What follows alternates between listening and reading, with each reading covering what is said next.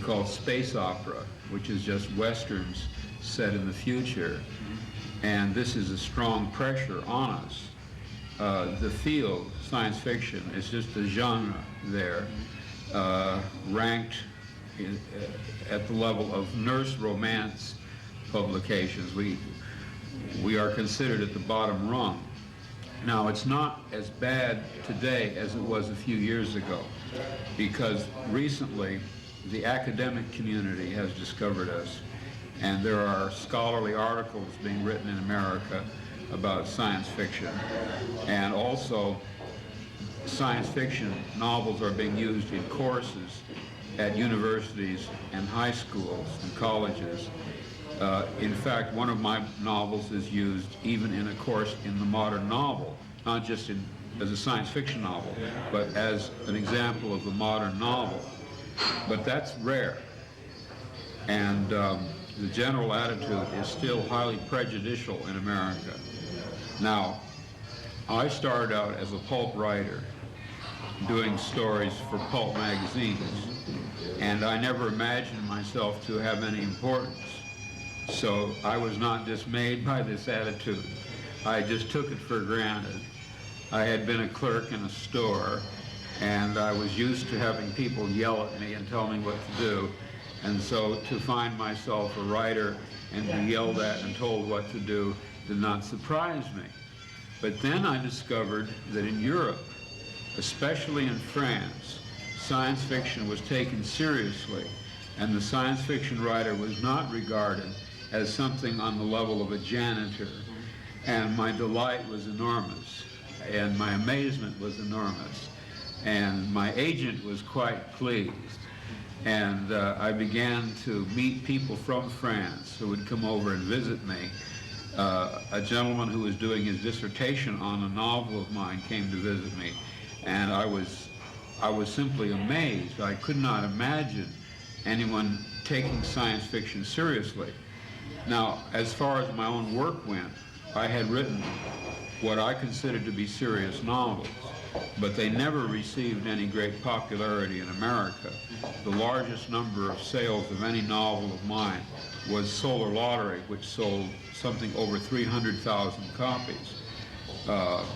Man in the High Castle, which I won the Hugo Award for, sold almost, well, by now it sold over 300,000 copies. But by and large, the average American science fiction novel sells about 40 to 50,000 copies, which in a country the size of the United States is a very small portion of the reading public. Now, there are exceptions, of course, like the Andromeda strain, which become bestsellers, but these always are highly promoted by the publisher and usually involve very simplistic ideas, such as a disease from outer space. Ideas that are archaic, they're no longer really interesting ideas. They're something that H.G. Wells either wrote about or could have written about.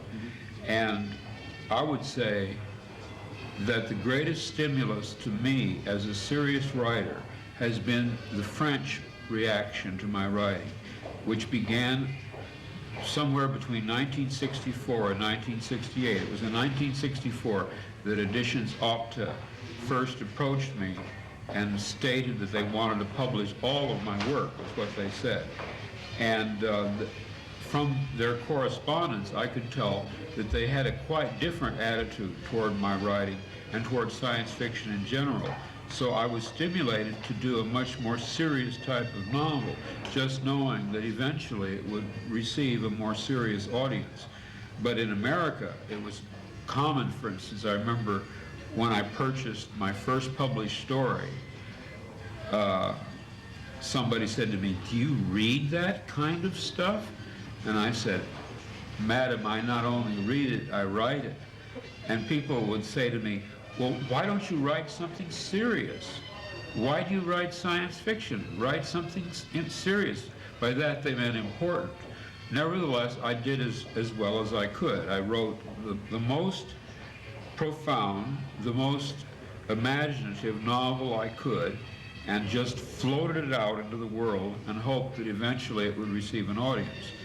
but there is a considerable difference between the French interest in science fiction and the American interest, and I appreciate the French interest enormously.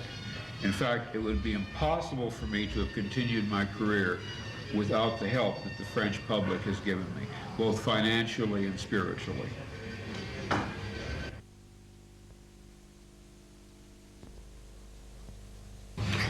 First of all, there is a major flaw in America which does not appear to exist in France, and that is the American people are basically anti-intellectual.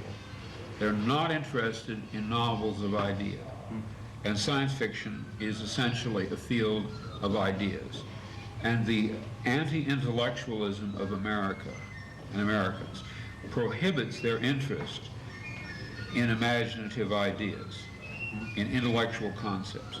But there's another facet as regards my particular work, say compared to other science fiction writers. I grew up in Berkeley, and my education was not limited in all to reading other science fiction novels preceding my own, such as Van Vogt or Heinlein, or people of that kind, Paget and so on, Bradbury. What I read, because it's a university city, was Flaubert, Stendhal, Balzac, Proust, and the Russian novelists influenced by the French, people like Turgenev. And I even read Japanese novels, modern Japanese novels, novelists who were influenced by the French realistic writers. And I think one reason that I've been popular in France is because the slice of life realistic novel that I write is essentially based on the 19th century French realistic novels. For instance, if I were to name my favorite novels, I would name Madame Bovary and Stendhal's The Red and the Black. Those would be my two favorite novels. Or Turgenev's Fathers and Sons.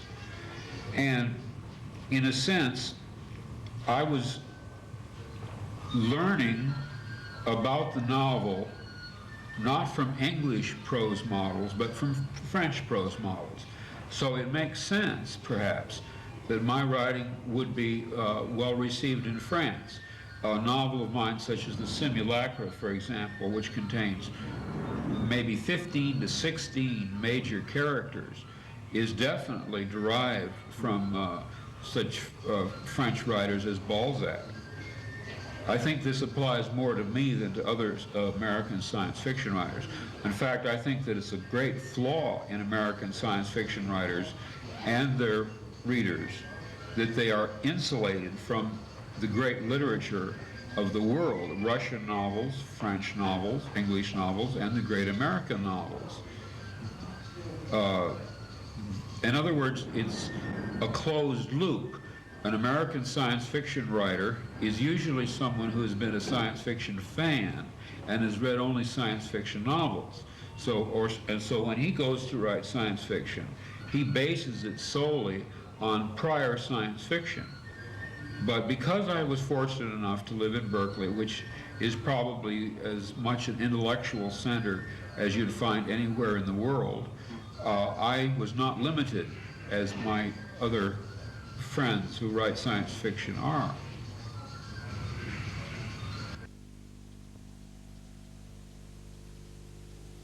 From the publishers, Oh yes, of course. I such a response, for the people. Yeah. Oh yes, of course I did. Well, I don't want to make it sound as if. Well, I had been told that by my agent and by friends, by French friends, that I would probably encounter publishers and editors that had brought out my books. I'm quite aware of how many books of mine are in print in France and how many editions, because I receive detailed reports from my agent, and I knew that in France especially, as say in contrast to Italy or Germany or England, there would be a greater interest in my writing by people in the business, people in the industry, rather than merely fans, readers.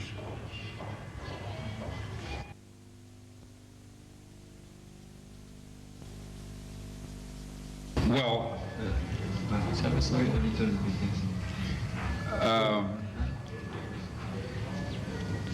my relationship with the United States has always been a very bad one. It has always seemed to me that I was about to be arrested by the American police for some obscure reason. And perhaps that's because of reading Kafka's The Trial. That book influenced me very much, you know, where someone is arrested for a crime and he is never told what crime he has committed. And in Berkeley, we were very radical. And there's a Bob Dylan song, let's see, he says, whatever it was you were doing, you don't know what it was, but the police say you're doing it again, something like that. And I always had that feeling, and it was a symbol of my sense of alienation from my own country's culture. I mean, they didn't read my books, and I didn't like them, and I didn't feel any affinity, any relatedness to my neighbors and the population in general. I remember one time my fear of the police was so great that whenever I saw a parked police car and I was driving along, I would ask my wife to stop our car and I would surrender to the police on the spot to whatever crime they wanted to accuse me of. My fears became greater during the Nixon administration because at that time there really was some basis for people like me to worry. After Nixon was deposed, my fears went away completely, and I have a sense now that the United States is a permissive and tolerant nation. As far as my reputation in the United States, I don't expect ever to have any reputation in the United States except, well, the police once told me that I was a crusader, and they had no use for crusaders. But unfortunately, they didn't tell me what I was crusading for. I was afraid to ask what it was I was a crusader for. And they told me that if I did not get out of the county, I would be shot in the back or worse some night. And I merely took their advice. I left the United States and went to Canada for a while. But I never found out what I was crusading for.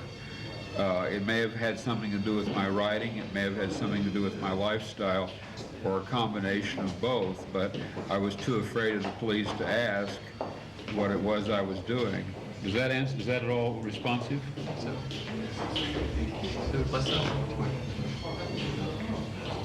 This attitude of mine shows up in my recent novel, A Scanner Darkly, where a narcotics agent winds up reporting on himself, turning over information on himself to his higher-ups. The paranoia of the Nixon period was so great by the government and also by the counterculture, the Berkeley people. Anybody like me who grew up and was part of the Berkeley counterculture became a marked man during the Nixon administration. It is impossible to tell how much of our fears were justified. I mean, there were illegal entries. My house was broken into, my files were blown open, my papers were stolen. We never found out who did it. My attorney said it was the government. There was no doubt that it was the government. But what they were looking for, I don't know. What they thought I was doing, I don't know. I don't even know if it was the government. But there were many such illegal entries, and an experience like that tends to make you very paranoid, you know, that you are suspected of some crime. But like in Kafka's The Trial, they never told me what it was I had done. They just told me I was a crusader, and they didn't have any need for crusaders. And the fact that I was an intellectual and a writer only made me more suspicious in their eyes.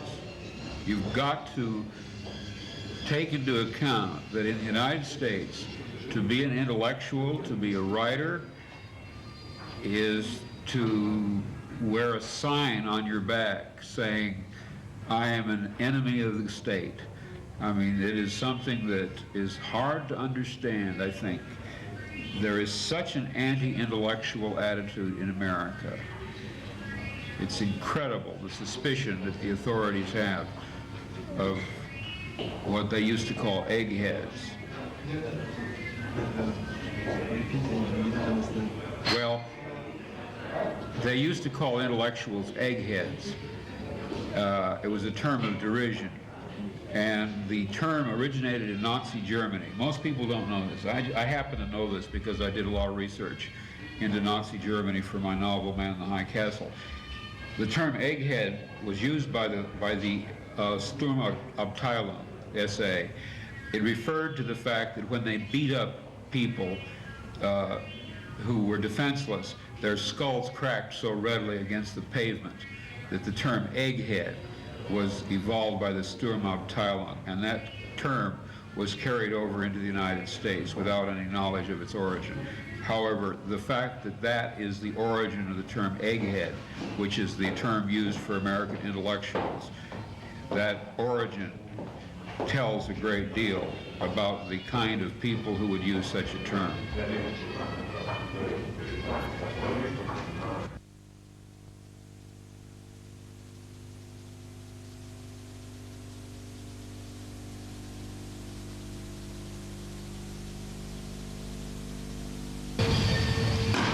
I lost that kind of apprehension abruptly in 1974 when the Nixon administration ceased to exist.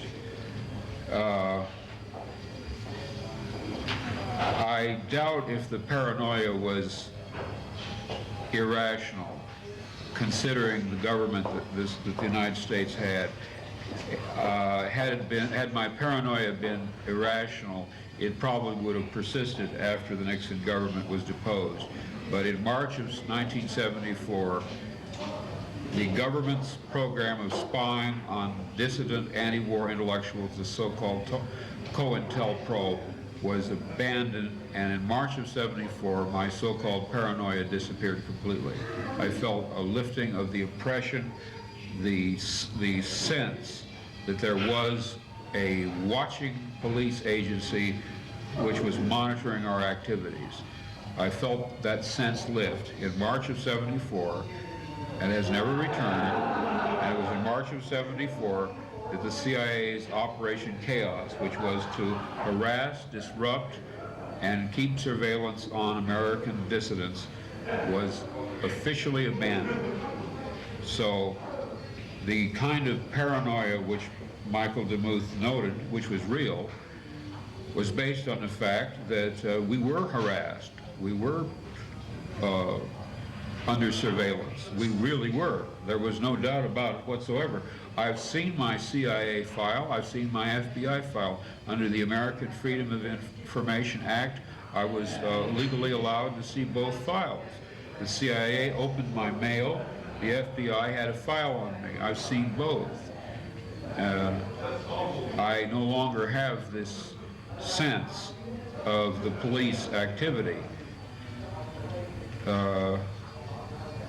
It depends a little on what you mean by paranoia. If you mean a psychotic conviction that you're being persecuted, which is not in accord with reality, I don't think I had that. But boy, I sure thought the cops were watching everything I did. And I was correct. I was tipped off by the criminal underground that my house was being watched. The license plate numbers of every car that stopped in front of my house was taken. And these were not part of my imagination. These were actual events. Anyone who visited me, their license plate number was written down by the people next door. And I was told that the house was being watched, and that eventually my house would be hit, my files would be opened, my papers would be taken, and so it came to pass. As I said in the Rolling Stone article on me, when I came home and found my house consisting of nothing but rubble, ruins, chaos, broken windows, smashed doorknobs, blown open files, I said, thank God I'm not crazy. I have real enemies. It's a tremendous relief to discover that somebody really is after me.